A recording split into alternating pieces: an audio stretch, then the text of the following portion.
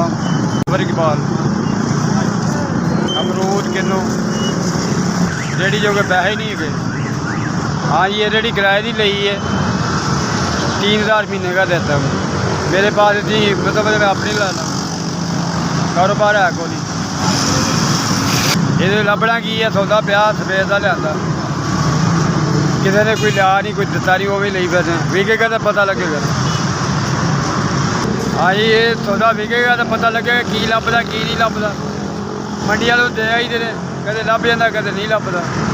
माड़े बंदे आ एवं आसरा बनाया दुनियादारी का टुरन का रोटी का आसरा बनाया।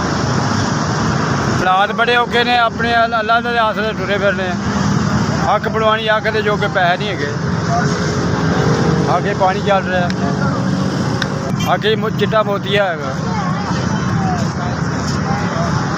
रोटी जो के पैसे नहीं लभदे अख कितों बनवानी है।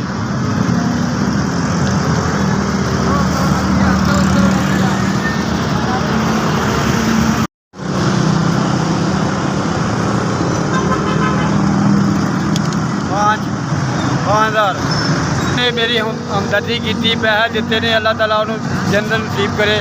जिसने मेरी मदद की अल्लाह ताला उन्हें जिंदगी देवे, हज करावे। अल्लाह ताला मेरी भी उन्होंने उम्र लावे। जिन्होंने मेरे से भला किया गरीब से, उन्होंने 5000 रुपया दिता मैनू। अल्लाह ताला वो बच्चे को तंदुरुस्ती देवे, सेहत देवे, रिज़्क देवे। आमीन। अल्लाह ताला उन्होंने इन्ना देवे जो किसी चीज़ की कमी ना देवे। अल्लाह वो रैत कटते रहन, अल्लाह ताला ताकत देवे उन्होंने। अल्लाह ताला उन्होंने देता रहे, वंडते रहन। साढ़े वास्ते ये भी बड़ी नियामत है कि उन्होंने मेरी मदद की है।